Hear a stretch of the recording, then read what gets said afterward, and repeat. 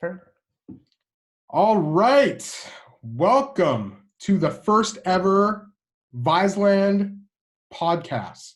Yep. This is, We finally did it. yeah. Thanks for interrupting me.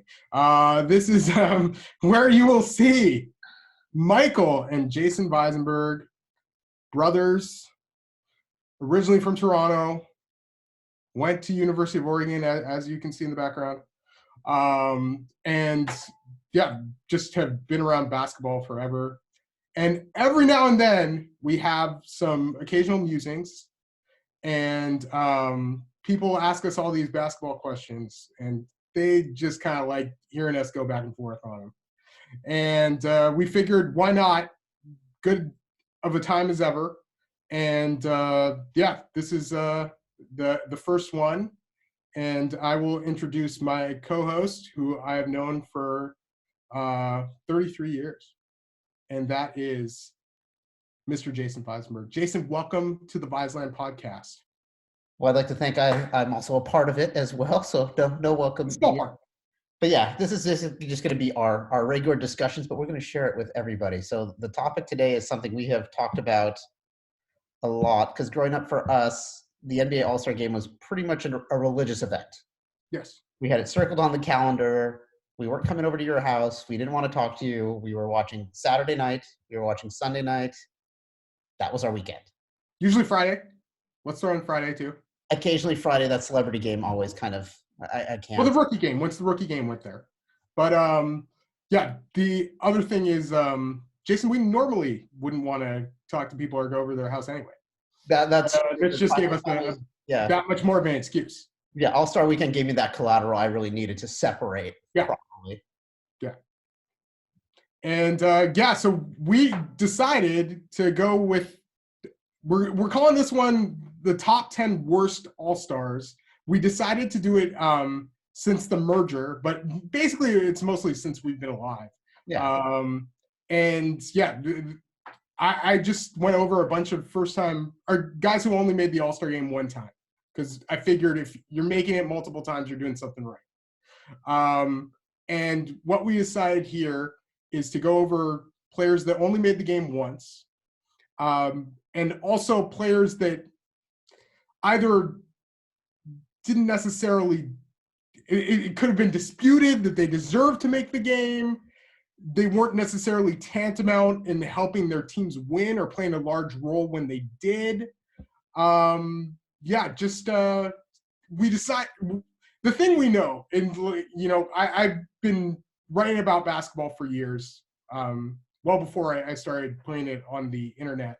I'm involved with NBADraft.net. Right now, helping out with some stuff with the Stepien and Perspective Insight. Definitely check all of those out. And yeah, we just we know how good these players are. Like, that's the thing we want to start off with. Yeah, full disclosure, we would be considered complete scrubs, but like absolutely, we get it. But we're talking about guys that made the All-Star team. You probably forgot they even played in the league, let alone made an All-Star game. These are people's throwback jersey you're probably not going to be rocking anytime soon. And if you are, leave a comment, please. Yeah. let us know where you found it, because I tried on a couple of these and pretty difficult.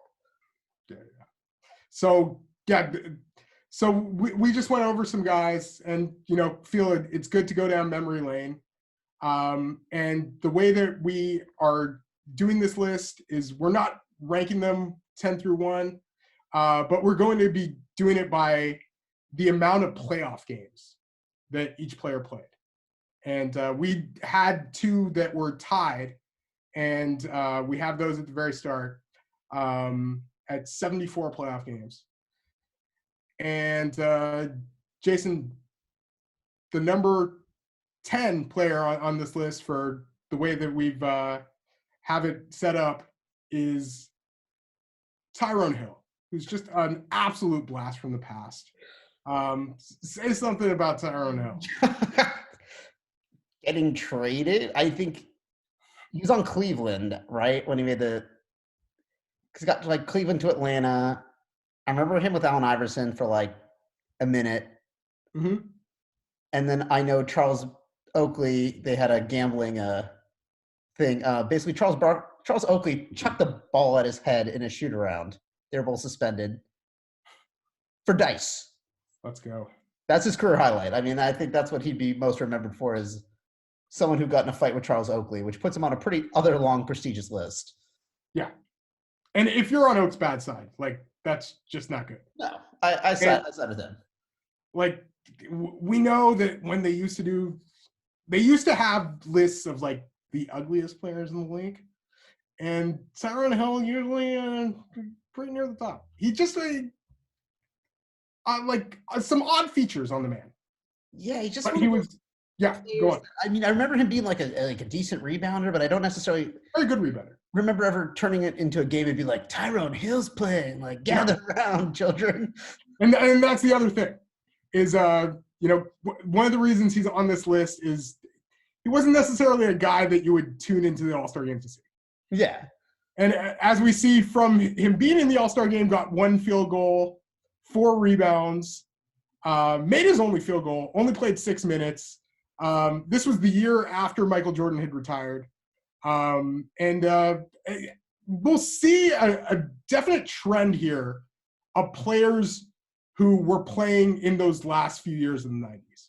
Like, there were just some guys, and here's a rule that I remember hearing. I don't remember who said it, but I remember hearing that if you had to choose between a first-time All-Star or a guy who's going for his first ever All-Star team, and the seasons are pretty close in terms of production, you take the All-Star.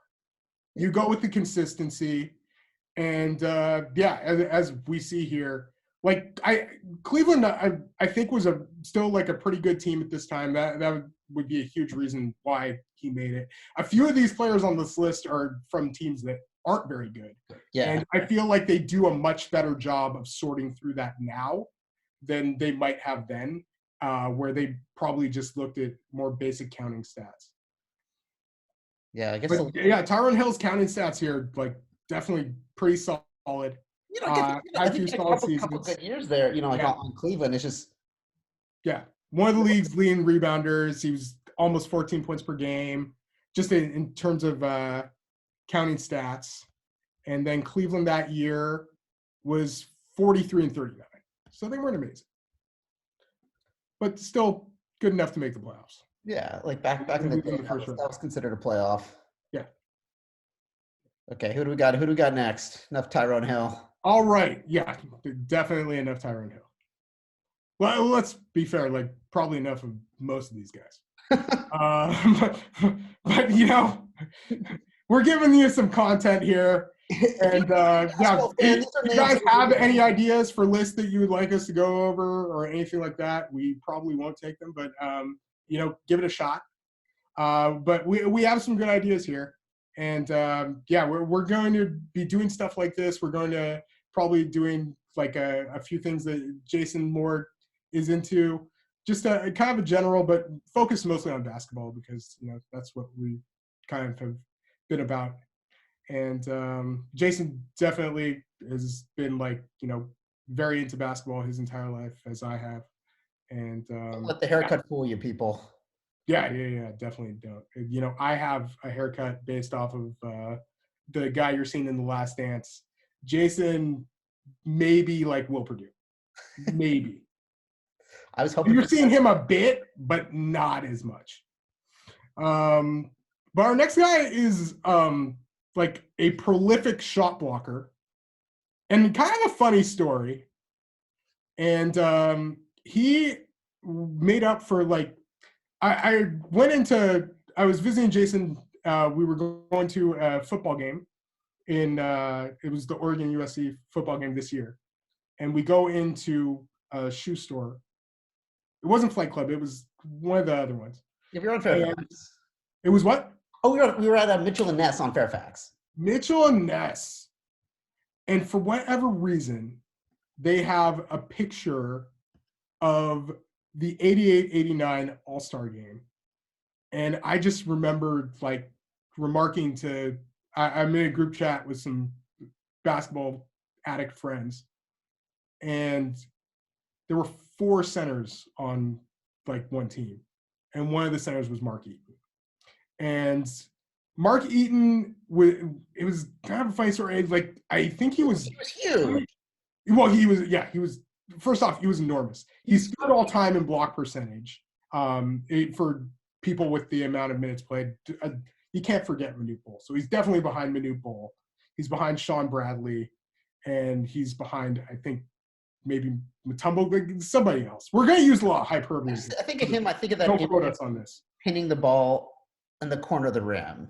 Yeah, just putting his arm up and just like pinning the ball like that. And I think I'm pretty certain he has like the record for like most blocks in a season. And this wasn't even the year he made the All-Star team, when he had that like insane record. He actually didn't even finish first in the NBA in block shots this year. So that's a little disappointing. But yeah, the Jazz were still a good team. Stockton and Malone made it, thankfully.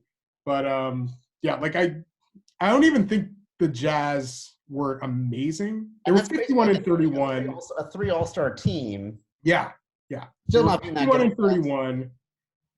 A wing definitely would have been more fun in the game. Like, let's be real. Like, Mark Eaton is definitely not a guy you're going to the All-Star game to see. Yeah, and you don't want to see like an old Kareem Abdul-Jabbar, Mark Eaton, Kevin Duckworth. Yeah. Like, let try and take a bunch of 3-pointers so Eaton can get them his offensive rebounds. Like, yeah, like that's you're not running any sets for him. Yeah, he'll get a couple block shots, which he did in the game, but a big donut on points and 5 total rebounds, but none of them offensive. So the missing 3-point shots thing that I was mentioning didn't work. And also, if you watch The Last Dance, he's the guy that says that he doesn't think one player can take over a team or something like that. And nah. Whatever. Regarding Michael Jordan, whatever. Yeah. How'd that work out for you? Did he play for anyone else other than the Jazz, or was he just on the he's just one of those? He was an absolute he was made for the Jazz. He was like an old rookie because he was 26 as a rookie or something. Yeah, he was 26 as a rookie. Yeah, like I think was in Mike and the Mechanics for a while, then became a mechanic. And then he you're 7'3". You should try to do something else. Exactly. If only you knew them in the living years. But so he went to UCLA. So then, that's cool. They needed somebody taller than Kareem Abdul-Jabbar or Lou Alcindor. So they're like, hey, let's throw this guy in. And he's around. And obviously, was a fantastic rim protector, rebound. Did the dirty work, but definitely not a guy you're playing fast paced, and would have been really interesting for NBA purposes. And the thing you notice about as far as his advanced statistics are concerned, offensive ratings really low, and part of that was definitely the playing style. But and that is why he comes in at number 9 on the list. We just wanted to start off with Tyronn Hill too. Really, they both played 74 playoffs. Is good enough to put anyone on the list. You mess with Oakley, you mess with us. Oh yeah. And then we have somebody who, one year he was averaging an absurd. Okay, I think this was in the playoffs, but he, the next guy on the list, another huge kind of, I don't know if I'd say rim protector. Truthfully, he was kind of before our time, but I think it's safe to put him on here. And while Dallas was a very, very good team, he's by far the player with the lowest points. And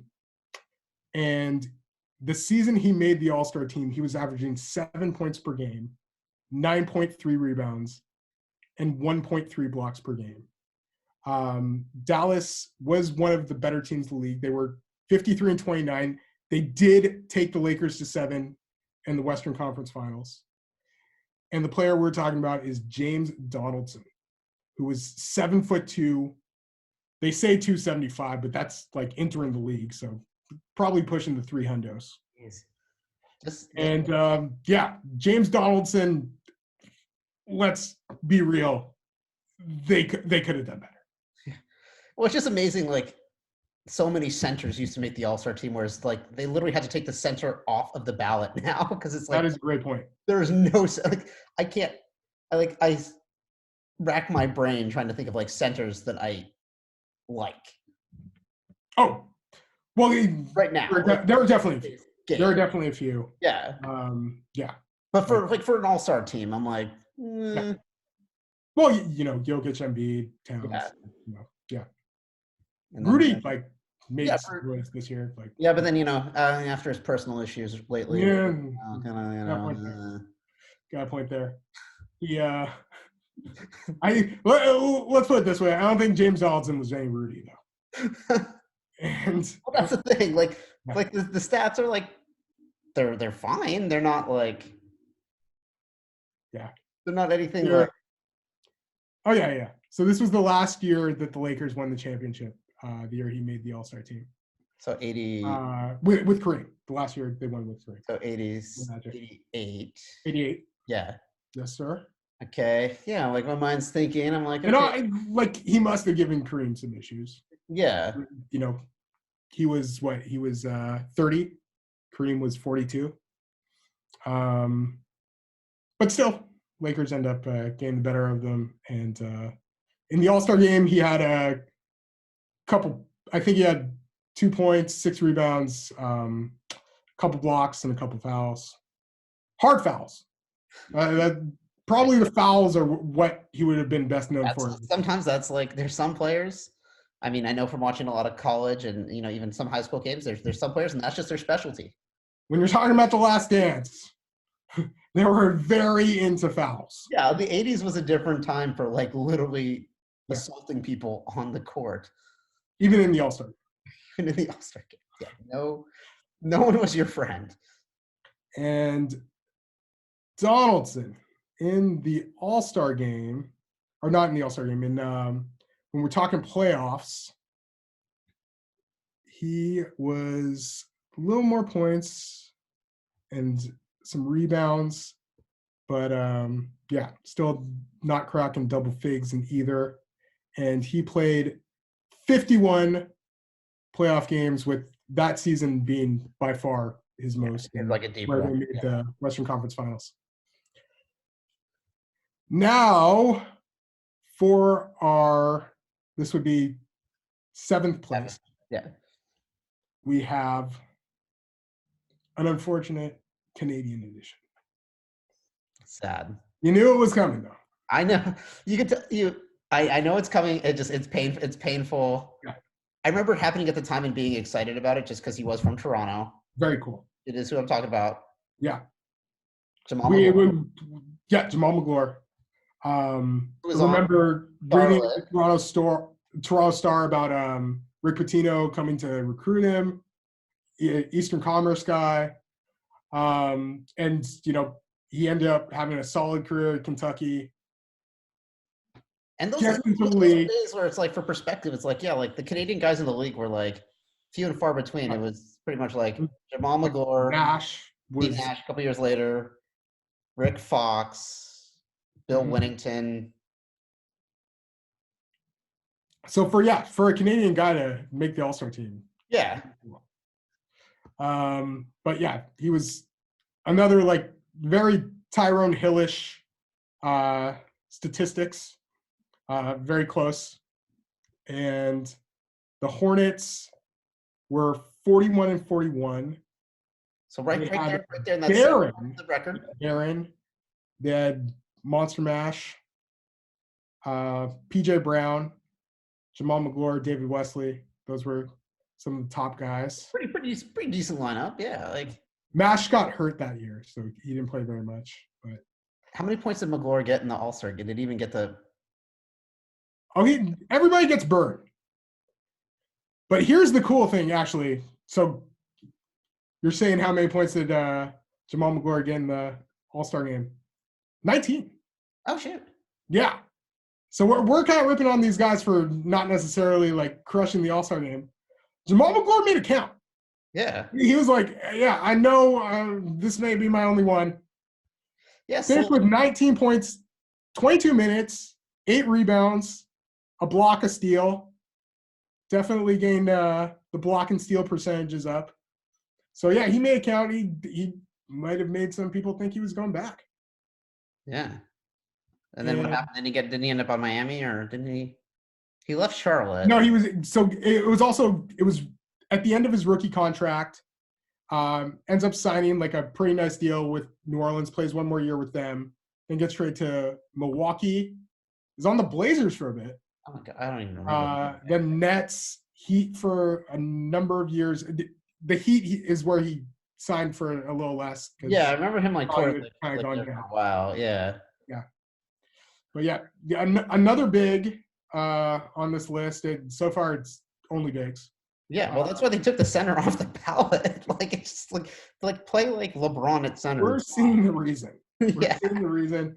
And, I think now also, if you're looking for – because the way the All-Star game works is, you have right now it's like fan, play. It used to just be fan. Now it's fan, player, coach, like score. Well, it's fans for it used to be fans for starters. Starters. Yeah, starters. That's what I'm talking about. For starters. Then it was the coaches. The coaches would just do the bench. Bench, yeah. And then now I think it's coaches and the players have a score as well. Oh. But it's it used to be 2 guards, 2 forwards. The center. They usually would go point guard, shooting guard actually. So point guard, shooting guard, small forward, power forward, center, and then the last 2 were like wild cards. And for whatever reason, they would go like super heavy on bigs. Yeah. I'm guessing because of counting stats. Yeah, I guess, but it's like they're the least exciting part of like the whole like an open run. Definitely. And like, the fact that like a 41-41 team needs like 3 all-stars or whatever. Like, yeah, it needs to be represented. Come on. The one thing I wish I would have gone over is I was thinking of going over guys who should have made it instead of them, because I always hate like this guy was snubbed. You need to say who they were snubbed for. If you're going to say somebody snubbed, say who they were snubbed for, please. That's true. Just, for instance. And then I don't follow my own rule. So, whatever. Jamal McGlure, now, like, definitely a part of the Raptors organization. It's really cool how he's gotten back into Canada. I ran into him once on the street. I was flipping a basketball back and forth. I was going to play with my friend. And I see him, and I instinctively just hold out the basketball for him. He laughs, and I keep going on my merry way. But yeah, respect to Jamal McGlure. Oh no, totally. Definitely the most respect I think I have of anybody. Basketball pioneer deserves probably due to his Canadian-ness and being a fellow Torontonian like the Visenbergs. Next player on the list. What position do you think he plays, and who do you think he might be, Jason? This is another center, because I swear we could just do the worst centers in the All-Star game. Yeah, pretty much. And it absolutely is. It is Theo Ratliff, who is he was great at what he was great at, was very good this year too. But this was also where Larry Brown was kind of like looking for that really solid post defensive presence. And I think Theo got hurt here. That was the Philadelphia? Yeah. So he was on Philadelphia, and I think he got, or was it? Yeah, okay. So it was a full season that year. Yeah, I think he got traded like right after the All-Star break for Dikembe. For Mutombo, yeah. Yeah. So he got traded. Yeah. And then Dikembe, was like Dikembe, yeah. It probably gave him enough to go to the finals because they had a couple really close matchups that year.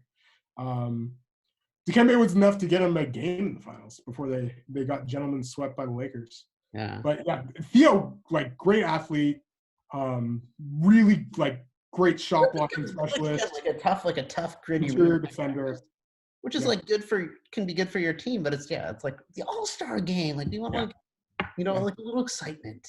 Like, and Theo was, I think, like obviously in the right circumstances was going to help you win games, but yeah, didn't necessarily have a ton of flash, and you didn't think like all-star center Theo Ratliff. He missed the game, unfortunately, as well. He ended up on the Blazers for 5 minutes. Like he was there for. Yeah. Theo was on a few teams. That's the calling card of someone I respect. If they can end up in Portland. I went to Detroit. A couple minutes. Of course, was Atlanta for a while, and like I think definitely helped you win games. Not the flashiest guy. Another center. I'm sure he got injury replaced in the All-Star game as well. I wish I would have looked up who injury replaced Theo. Guessing it was more exciting than Theo Ratliff, but I can only guess at this point. You never know. The NBA is full of surprises. Definitely. Our next player, I would say, is a bit of a surprise. Any guesses as to who our next player may be? What position he may play? I hope it's not another center. I think we should have reshaping the list. Sir, it is not another center. Forward? Power forward? Probably, he was probably called a wing, but would absolutely be seen as a power forward. And close. At the very least, a combo forward. But he's the closest thing I think we have to a wing on this list. And it is Gerald Wallace playing under Larry Brown. Puts up a double-double for the year. Charlotte makes the playoffs. Charlotte Bobcats make the playoffs. Yeah. The Bobcats. Yes, this was the Bobcats. Yeah. And Gerald Wallace, not necessarily opponent a Jamal McGlure here, finishes with 2 points, 3 rebounds, an assist, no steals, no blocks. Very, very disappointing. He's always like because you would think like he'd be like a stock master. Yeah.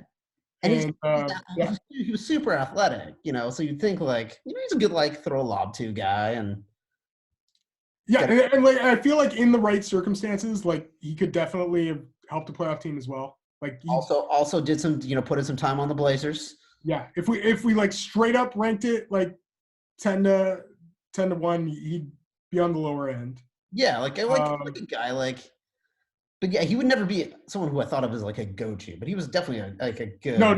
Good, very good role player.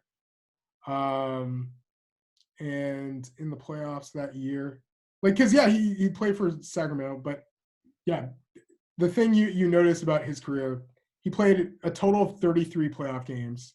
I think took it to 7 a couple series, and otherwise not much going there.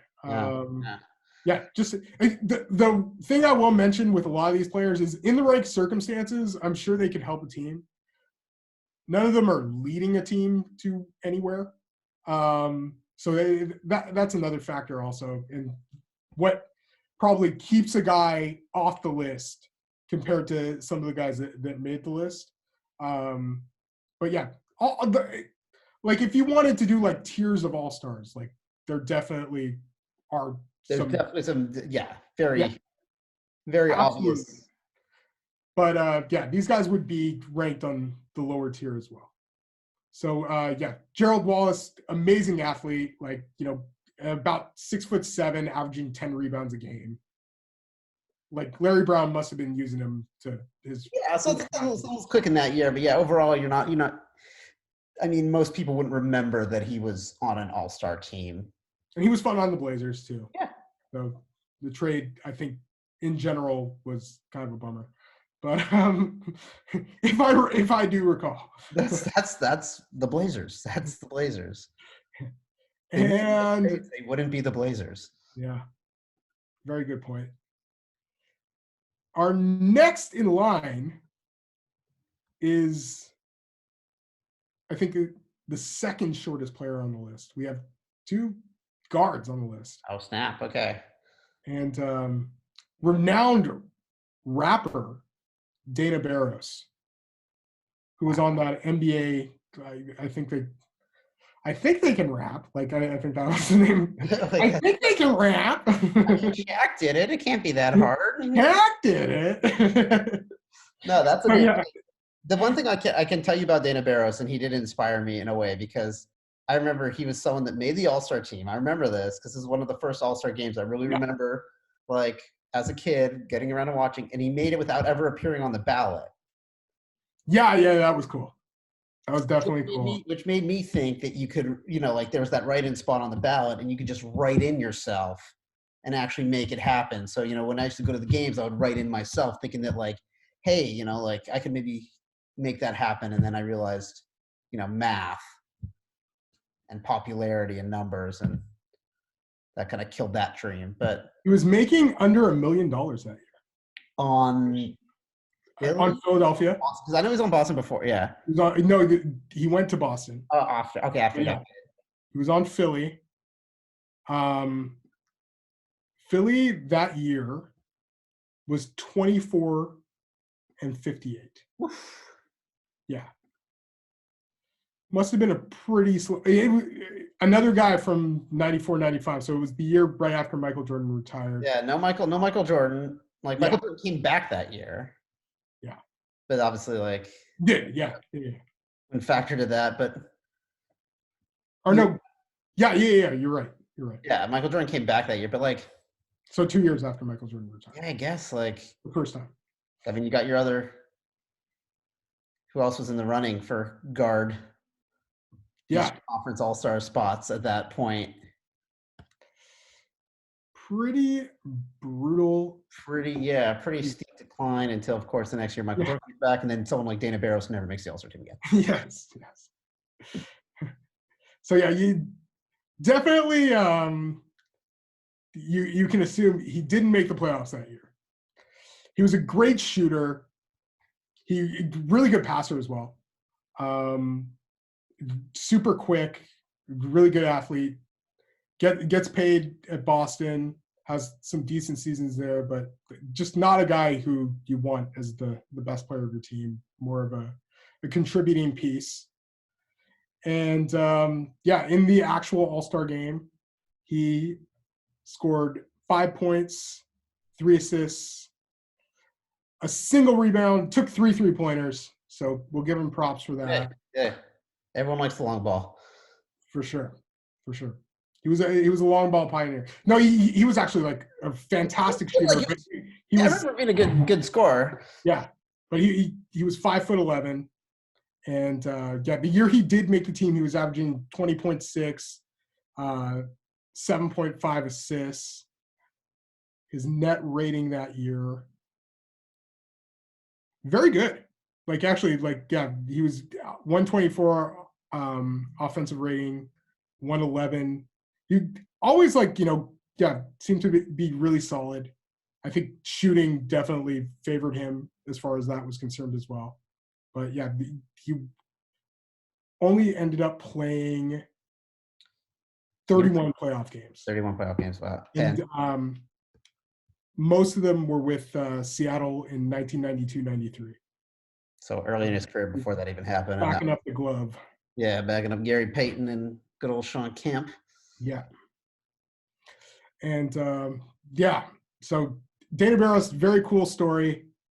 Might have been getting paid near the least, or at least in comparison with what other players were making. So, and shout out to any of them who go out there. They do it. They get paid after a contract year.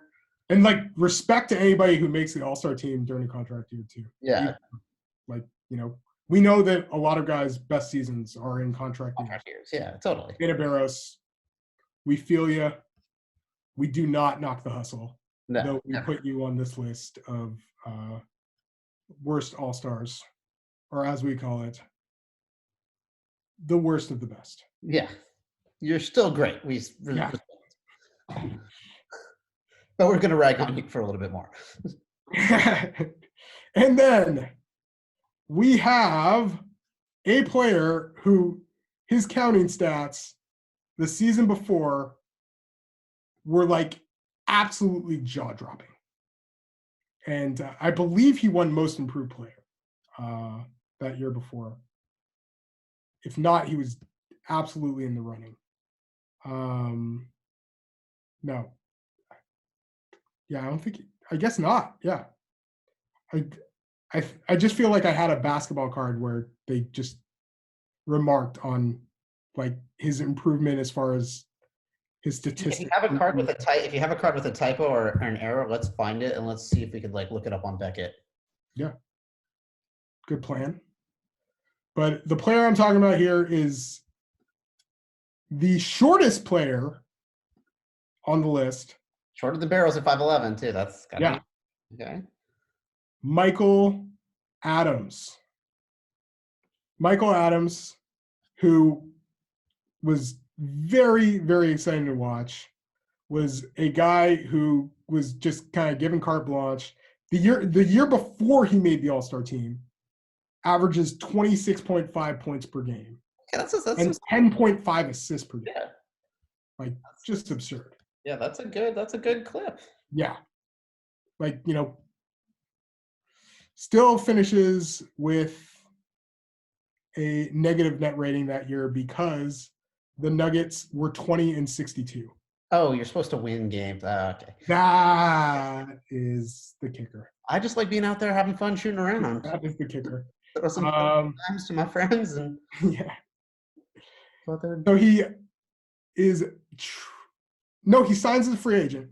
So yeah, he puts up that baller stat line during a contract year, signs as a free agent, makes slightly more money. Like he's not making, I don't think he's breaking the bank, but signs with the Washington Bullets and is on the All-Star team during the 91-92 season.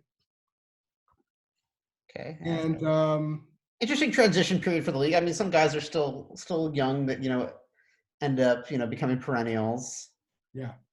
So Washington goes from 30-52 before Michael Adams to 25-57. Well, like Michael Adams still putting up like a solid stat line. He was at, like Jason Kidd says, sometimes you just got to turn the team around 360 degrees. Yeah. That's let me come in here. Let me just. That's what was up. Where we were before. Yeah. And who else was on it? Oh, Never Nervous Purvis, Harvey Grant. So yeah, this was a time where the Bullets weren't winning very many games. The year before, I don't recall them. Bernard King. Okay. So they go from Bernard King running the show in the 90s. He wasn't a point guard, but still, like, he was putting up monster numbers. And to Michael Adams. So, yeah. Michael Adams, another exciting player, great passer. Like, definitely took threes, didn't make them an amazing clip, but the era, I think, was a large part of that as well. No, totally. It's definitely like a higher scoring league at times. But yeah, it's one of those names where it's like I hear it, and the first thing I do is like I have to think for like 25 minutes of like what teams he played for. Whereas like there's so many other guards and dudes from the 90s that are ultimately just like stick in my head above. Yeah. Above, and that's kind of what lands him on the list. So during 88-89, he played 2 games and had 23.5 points in the playoffs. But so Denver was kind of like a playoff team. But yeah, he okay, so yeah, starts with Sacramento, goes to Washington, is with Denver. They're pretty decent for a while. His last year with Denver, they aren't very good, and he makes that contract money. What you got to do. I remember Ben Taylor having a fun kind of look at Michael Adams' statistics during that year versus like Magic Johnson, and this is like a huge factor of why like a majority of all-star players come from winning teams, even in that particular year. And yeah, the one thing I will mention is I didn't really go over guys who like were maybe selected by the fans who weren't having a great year, because those are usually like no, but that's like here's my thing. Like when it comes to the All-Star game, like I'm kind of cool sometimes with the This is worst All-Star years. Yeah, This is it's just like sometimes like the All-Star game, it literally is a lifetime achievement award because it's just what the fans want to see. Like nobody wanted to see for sure. like Dirk in his last year. Like was he one of the best? It's like no, but he's one of the best of all time. Yeah. The other funny thing is both of these guards are Barros and Michael Adams, Boston College guards. Oh wow. Sorry, Eagles fans. And Michael Adams, 9 points, 4 steals, 1 assist, 1 rebound during his All-Star game in Hey, 14 minutes. Play on, player. player on, yeah. Yeah, Dude. I'm good. The East probably doing pretty well because it's time when they had Mike, Scotty had taken the leap.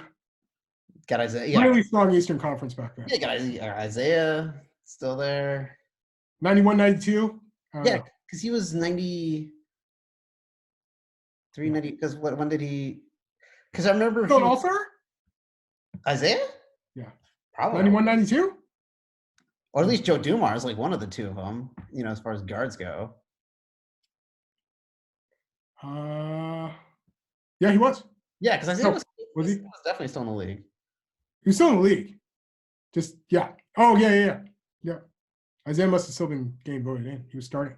Yeah, Michael Jordan couldn't keep him out of that. Yeah, for sure.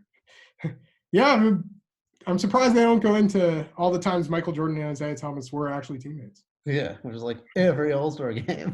Michael, the first like 8 All-Star games of Michael Jordan's career. I'm surprised they didn't have a whole episode on the All-Star game during Mike's rookie year. Oh, yeah. Did they even? They kind of like glossed over that. Because there's so much other. There's so much other stuff, but yeah, like basically, the moral of the story is, kids, they were all wrong. They were all wrong. There's no right answer. None of them were right. Valid point.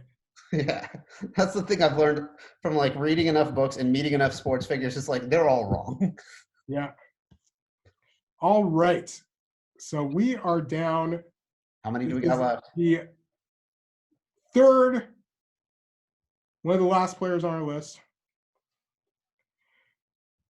And we have somebody from maybe that more recent fans will actually know about. Yes.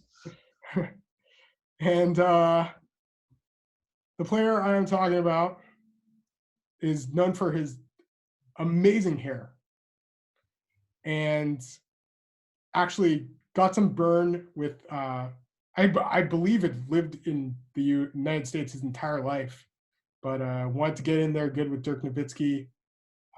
Was flirting with playing for the German national team. I think he ended up playing a few games for them. And that is big man Chris Kaman. Ooh. Yes. Wow. That is yeah. Well, because most fans know him because he probably played for your team. I think he was on enough teams. It was like that was a thing. Who like didn't he play for? Yeah. Chris Kaman, definite journeyman. Play around, yeah. I mean, Clippers, Blazers. 8 seasons with Clippers. Yeah. A couple years with Portland, Dallas, New Orleans, and a little bit with the Lakers. Oh yeah, I remember the Lakers. Yeah, that was a little bit with the Lakers. Yeah, he was a big dude. He was big. Yeah.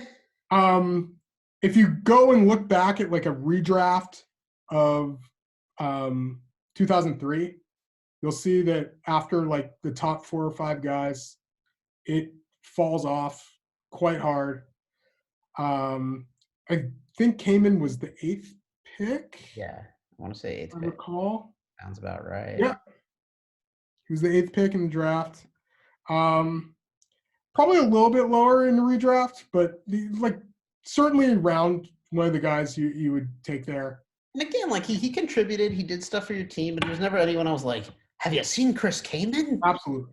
Hey guys, did you like get a chance? Kaman's playing tonight. And when the Clippers had their like nice little playoff run with Elton Brand, he was putting up numbers. Like they're at least playing some minutes. I shouldn't say putting up numbers. He was doing fine. I mean, guess what? Even the trillionaires put up numbers. I mean, like it's. Yeah. So yeah, he was doing pretty well. The year he was an All-Star, the Clippers were 29-53.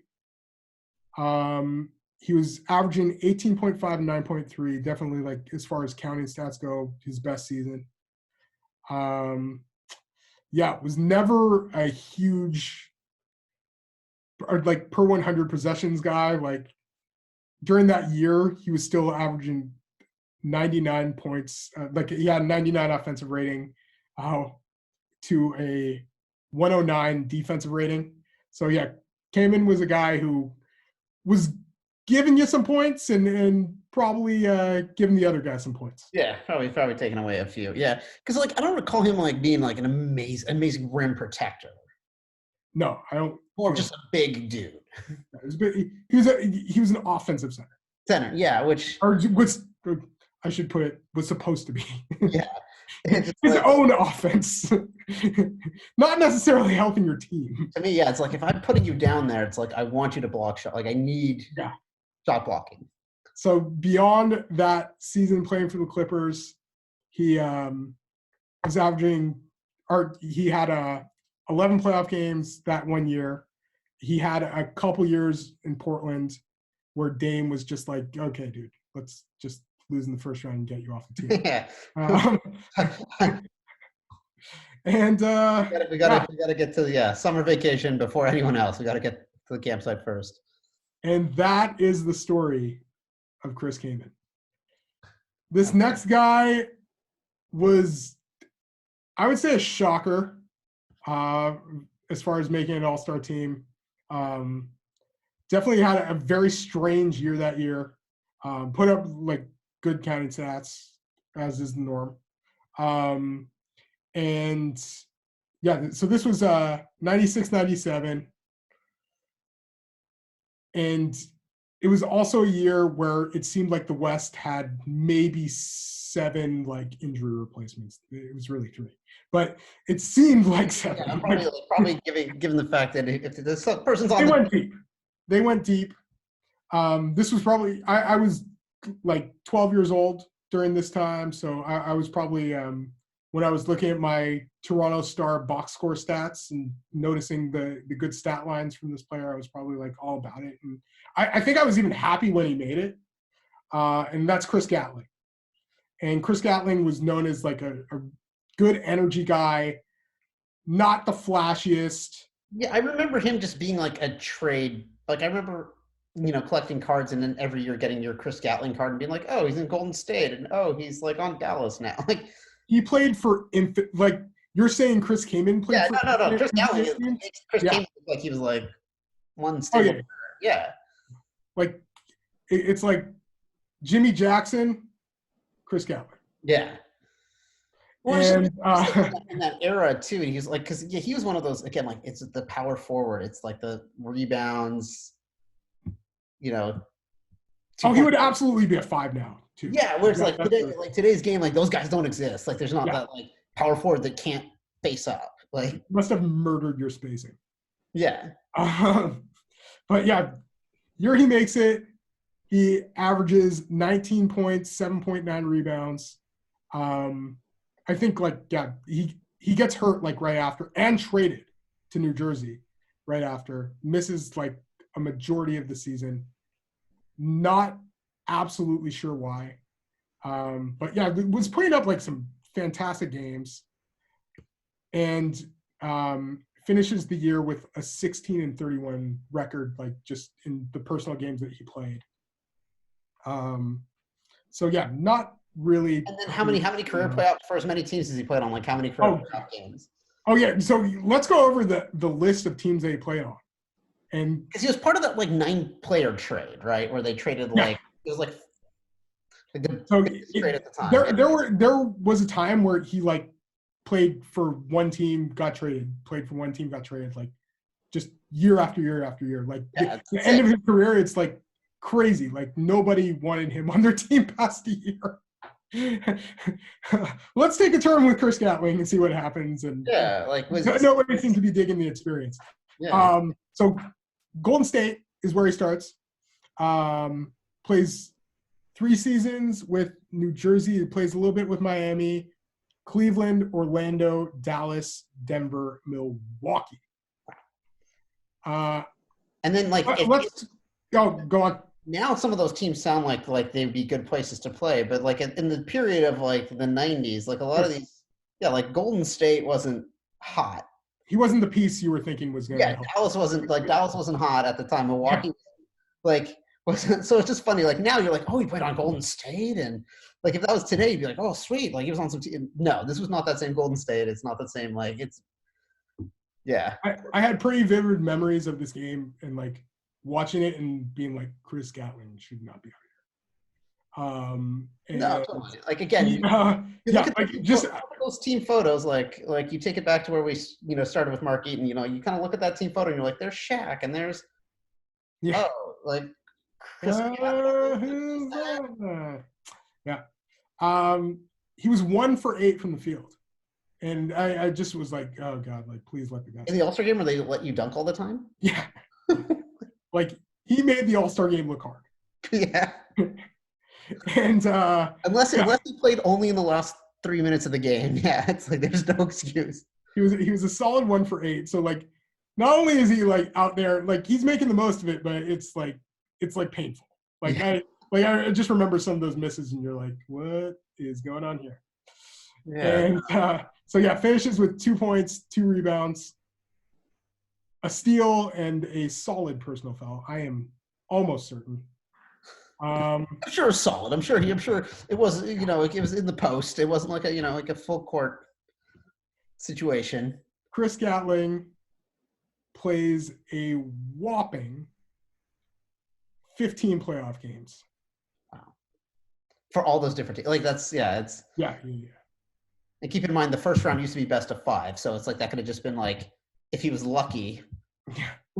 3 times they took teams to 5 games, or it could have been 5 times he got swept in 3 games. I don't know. No, it was 5 years, and the most games he ever played in a playoff year was with Golden State. He played 4, and he was putting up numbers on that team. So I'm guessing, he must have been a pretty rough one. Who's number 1? That's all we got to know now. The last guy. You've stuck with us so far. You did it. He had a nice year this season, contract year. And this is another this is a Last Dance guy. You may have seen him in the All-Star picture, hanging out in the background. Wrote a book. Loose Balls. He was a personality. The book was called Loose Balls. Correct. He claims he didn't make the title. I'm guessing that's like Jerry Reinsdorf telling Scottie Pippen not to sign the contract. Yeah. I don't necessarily believe that one, but he was a rebounding specialist, if anything, and very strong player. But yeah, he signs the contract after this All-Star year and gets hurt. But he played a whopping 9 playoff games in his entire career. And this is Jason Williams. Another Jason Williams quote, I will remind you. He was calling Keith Van Horn. Jason Williams, not white chocolate. Jason Williams with a yes. Y. Why Jason Williams? Yes. Like, why did Jason Williams make an All-Star team? Yes. And why did he manslaughter that limo driver? He has so I read Loose Balls. Like, I just remember, the time he makes an All-Star game, I'm 13 years old. Loose Balls probably comes out when I'm like just in high school, and he's like quite a personality. But the thing I remember of like where I'm not sure about Jason Williams' credibility is he had a story in his book about Benoit Benjamin. And then there was a show called The Mike Bullard Show that was like the Canadian Conan. Yeah, it's like he's Canadian Leno. Yeah, the Canadian Leno. That's a better way of putting it. I'm not going to disgrace Conan's name. Yeah, don't bring Conan into this. Yeah. Conan's good. I like Conan. So he tells the same story he had written about Benoit Benjamin about Charles Oakley, who's sitting there, and Charles Oakley looks like he wants to kick this guy's ass. Like, that's the wrong guy to be telling the story. And don't cross Charles Oakley. You cross Charles Oakley, you're crossing us. Yes. That's been made apparent. We are Team Oakley. We started with Charles Oakley. Yeah. We're ending with Charles Oakley because he is our Charles Oakley is solid. No, like Jason Williams was one of those guys. Yeah, I remember. Actually, I think our mom taped an episode of Oprah that had him because she's like, he's so funny and he plays basketball. Yeah, he was a great personality. And he was great at the time. And you read the book, and then now you read it. Yeah, like, the Wayne Corbett story of like him getting like gunpowder on his head and like barely missing him. And and then he also got like tased at a hotel in New York. Like, so obviously he struggled in his personal life, and that's. But yeah, his thing, like the thing with Jason Williams was those New Jersey teams were kind of on the way up. Yeah. And then injuries just crippled him, and that like. And what I will mention is, he once said that Keith Van Horn was the best player to come out of college since Michael Jordan. This is crazy. Not the same year as Tim Duncan, who was yes was pretty good in. I'm like, I think you went off. Pretty good in college. In fact, I remember watching. Like Keith Van Horn was great in college, but I mean, he was. Tim Duncan was always Tim Duncan. He didn't come out of left field. Like Timmy made All NBA first team as a rookie. No, because he was that great in college. We knew that. Like when he got drafted, you weren't like, oh, it's going to take him a year or two. We're like, no, he's going to come in and be good. I guess I'll bring up it's funny how Kendrick Perkins calls his podcast No Agendas, but at the same time, any team he was on, he was like hyping up the guy on the team like to the nth degree. So yeah, maybe a little agenda. Hey, just telling you, just being transparent, people. Some agenda. Everyone has agendas. I remember Jason Williams always was a fun player to watch, like chuck the ball down the court as the clock was running low. Yeah, like he was good, like a great rebounder, and again, one of those guys that like, what his role in today's NBA would be is like, just they don't like there aren't many Jason Williams out there anymore. Yeah, he was like Dennis Rodman without the defense. Yeah, which is just not great. But yeah, he had stories about like European players that don't like to wear deodorant. I remember that. Yeah. Popular topic. The Manute Bol story. Yeah, he had a Manute Bol story. Manute Bol story. He had one where who was that guy? The huge guy in the middle of the ocean. This guy had stories, and I am sure he would have been in the media if all of this stuff hadn't gone down. But yeah, it was a freaking tragedy, and it was also a tragic all-star. Yeah, but again, Jason Williams with a Y, not Jason Williams white chocolate. No. Who never made an all-star team, but probably would have been fun in the game, to be honest with you. Oh my God. If anybody should have been voting with the fan vote one year, that would have been amazing. Jason Williams in the rookie game, people still talk about that. Yeah. Pass off the elbow. That was dope. Rafe LaFrentz should be ashamed of himself. For not finishing that play, by the way. I think he's got a lot of other things he's got to worry about, but yeah. I'm sure Jason wishes he was passing to Kobe or somebody cool. Or like on his actual team where he had it was his Chris Webber to finish. Yeah. Vince would have done something nice with it. Oh, Vince would have destroyed it. But again, so that's our list. Yeah. And thanks for tuning in to the first Viseland podcast, and hoping we didn't take too much of your time. And if we did, you're not getting it back anyway. No. It. Yeah. For those who maybe listen to this in the future, COVID-19 is happening right now. We all have time to kill. Yeah, you got time. One way or another. Yeah. And we're I feel like this period is personally devastating for many. And we're trying to give some time for people that maybe would like to hear some banter. You can follow me at NBA Draft Mikey B on Twitter at Mike L. Visenberg. Mike spelled like microphone, like M-I-C-L Visenberg on Instagram. Maybe you should change that one. No day like the present. Yeah, good point. And you can follow us. Jason, tell them how to follow you. Basically, I'm at Jay Visenberg on all social media. And then you can also follow us as a pair to learn more about our videos and what we're doing at Viseland.